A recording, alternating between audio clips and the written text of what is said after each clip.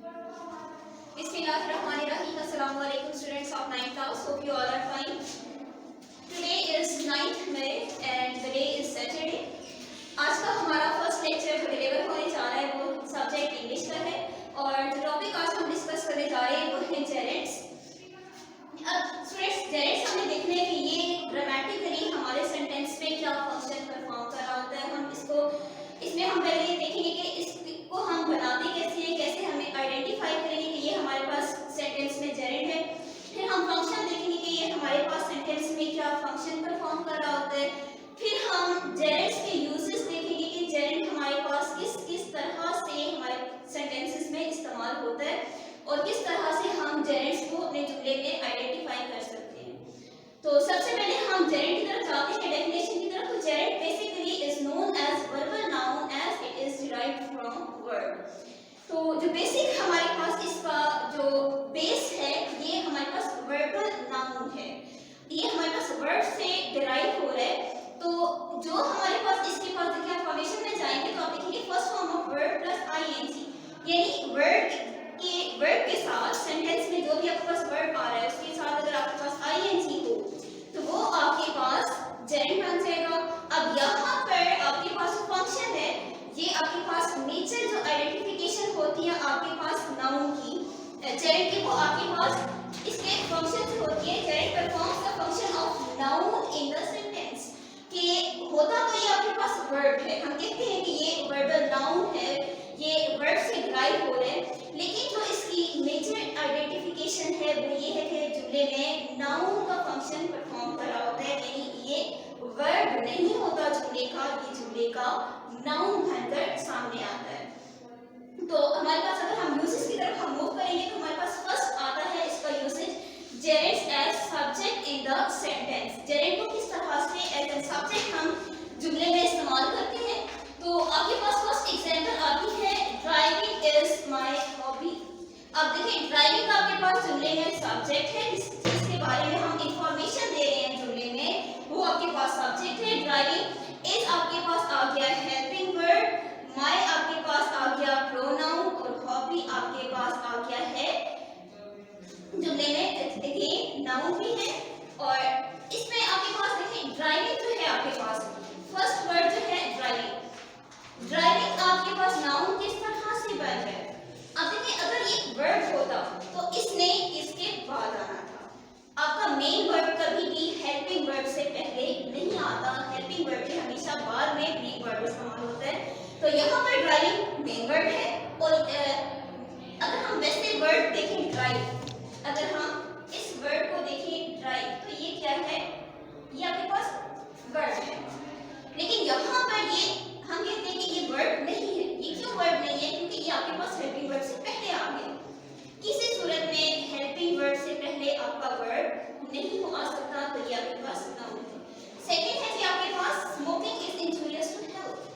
Again वही case आपके पास चल रहा है, आपके पास नाउन पहले आया फिर हेल्पिंग वर्ब आया, तो हेल्पिंग वर्ब के अगर बाद में ये स्मोकिंग का वर्ब हम यूज कर रहे होते तो उस सूरत में ये आपके पास वर्ब बन जाता, लेकिन ये स्मोकिंग आपके पास वर्ब से पहले आ रहा है तो ये आपके पास नाउन बन गया।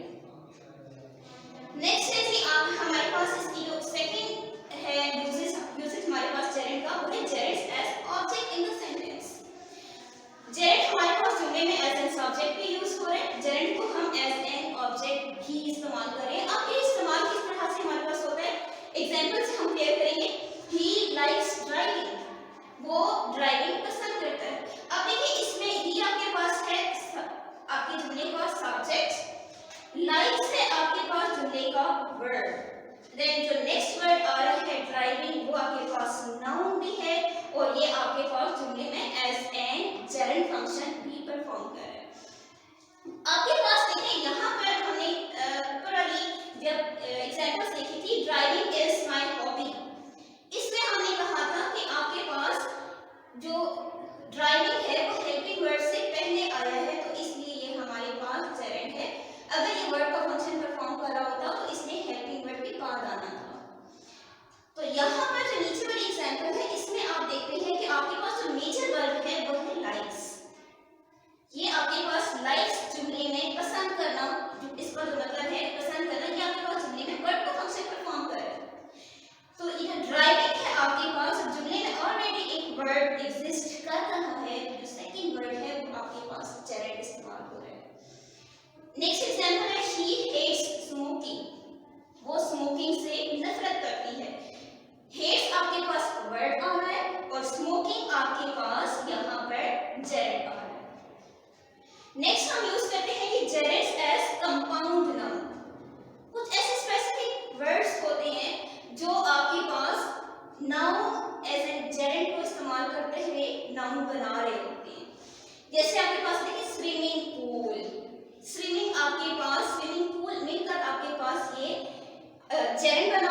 आपके पास नाउन फ्रेज भी बन जाता है।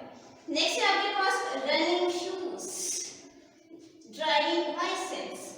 तो ये driving licence, swimming pool, running shoes ये आपके पास कंपाउंड नाउन है और ये जेरेंट को इस्तेमाल करते हुए कंपाउंड नाउन बन रहे हैं। कंपाउंड नाउन क्या होता है कि जब दो वर्ड्स मिलकर एक ऑब्जेक्ट को नाम दे रहे होते हैं तो वो ऑब्जेक्ट उसको जो दिया जाने वाला नाम है वो आपके पास कंपाउंड नाउन कहलाता है।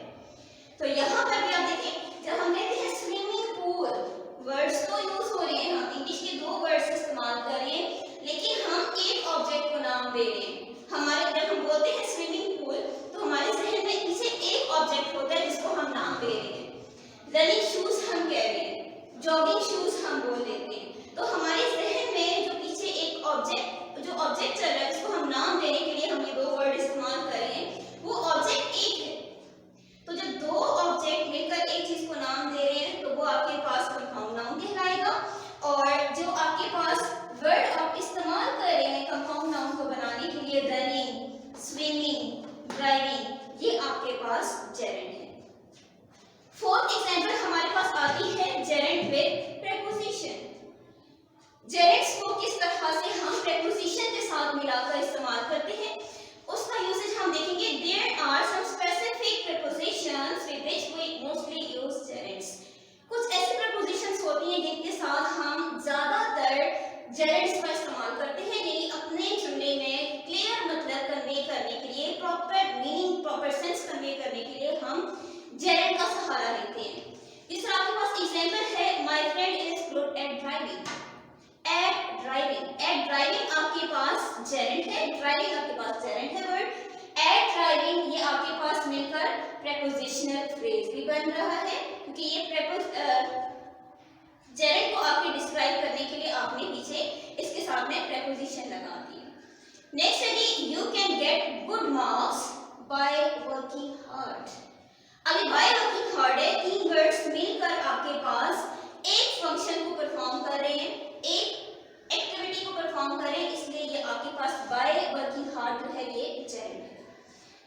नेक्स्ट है हमारे पास gerund known as activity. Sometime ऐसा होता है कि हमारे पास हमने किसी एक्टिविटी को डिस्क्राइब करना होता है और हमारे पास उस एक्टिविटी को डिस्क्राइब करने के लिए कोई प्रॉपर वर्ड नहीं होता, तो हम वर्ड के साथ में आईएनजी लगाकर अपनी उस एक्टिविटी को कोई नाम दे देते हैं। जैसे हम बोलते हैं shopping, I am going for shopping today.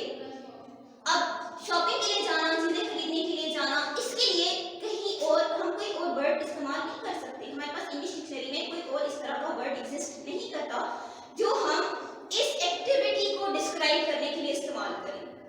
इस तरह से हमारे पास सेकंड एग्जांपल है चैटरिंग, बातें करना, गॉसिपिंग। ये भी आपके पास चैटरिंग, गॉसिपिंग, शॉपिंग, ये तमाम आपके पास जेरेंट्स हैं। ये आपके पास एक्टिविटी को नाम देने के लिए हम इसको यहाँ पर इस्तेमाल कर रहे हैं। स्टूडेंट्स, इसके साथ हमारा आज का लेक्चर कंप्लीट होता है।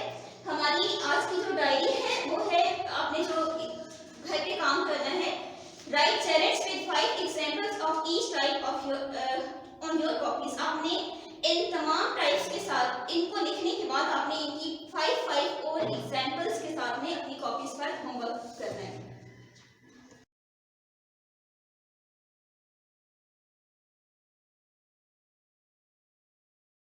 Assalamu class 9th hours. So today date is 9th May and day is Saturday. 9th hours, note on diary. Exercise 3.2 question number 3 plus 4 on neat registers. Chapter number 8 exercise 8.2 question number 3 plus 4 on rough registers practice. Okay, question number 4 read out करी मैं।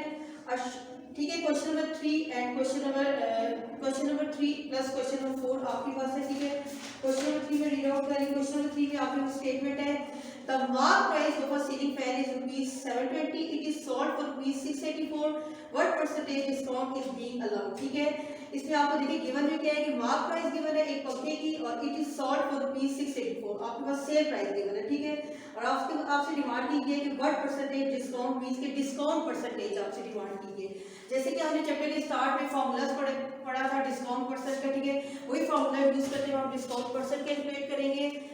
Okay, start करते हैं। Solution आपके पास है, mark price आपको given है of ceiling fan. आपको given है ₹720, ये आपके पास गिवन स्टेटमेंट है। उसके बाद आपके पास गिवन है sale price of a ceiling fan, वो आपको गिवन है ₹684। ये दोनों स्टेटमेंट्स आपको गिवन है, ठीक है। डिस्काउंट परसेंट की आपसे डिमांड की गई है, वो आपको नहीं गिवन, लेकिन इससे पहले हमें डिस्काउंट चाहिए होगा, जिसके अकॉर्डिंग आप डिस्काउंट परसेंट के फॉर्मूले में डिस्काउंट की वैल्यू पूछ सकते हैं। डिस्काउंट का फॉर्मूला होता है mark price minus sale price, ठीक है। मार्क प्राइस आपको गिवन है ₹720 माइनस ₹684। आप माइनस करेंगे, रिजल्ट आ जाएगा ₹36, ठीक है बेटा जी। डिस्काउंट आ गया, सिंपली आपने आप डिस्काउंट परसेंट करना है। डिस्काउंट परसेंट में आपके पास हो जाएगा फॉर्मूले के अकॉर्डिंग हमारा जितना मटेरियल चाहिए था वो हमने कैलकुलेट कर लिया। फॉर्मूला इज डिस्काउंट परसेंट का discount divides bye mark price multiply by 100%, ठीक है। डिस्काउंट आपके पास आ गया ₹36 का, मार्क प्राइस आपके पास आ गया ₹720 मल्टीप्लाई बाय 100%। कैलकुलेशन करें, कटिंग करें, सिंप्लीफाई करें, आपके पास रिजल्ट फाइनली आ जाएगा 5%, ठीक है। इनकी कटिंग करें, इट्स मीन कि आपके पास डिस्काउंट परसेंट उन्होंने डिमांड की थी और आपके पास 5 आ गया। ये आपके पास फॉर्मूला है ऑफ डिस्काउंट परसेंट का, ठीक है। सिंपल आपका जो गिवन इंफॉर्मेशन थी उसके अकॉर्डिंग हमने डिस्काउंट कैलकुलेट किया। डिस्काउंट का जो है वो फॉर्मूला आपके पास है mark price minus sale price, ठीक है। या आपके पास दोनों कंडीशन गिवन थी, आपने माइनस किया, डिस्काउंट परसेंट चाहिए। डिस्काउंट परसेंट का फॉर्मूला ये है discount divide by mark price multiply by 100%, simplify किया 5% आपका रिक्वायर्ड आंसर आ गया, ठीक है। ओके, क्वेश्चन नंबर 4 पे चलते हैं। क्वेश्चन नंबर 4 आपके पास है, स्टेटमेंट में रीड आउट करी। The mark price of a washing machine is ₹3640 during sale season, it is sold for ₹3367।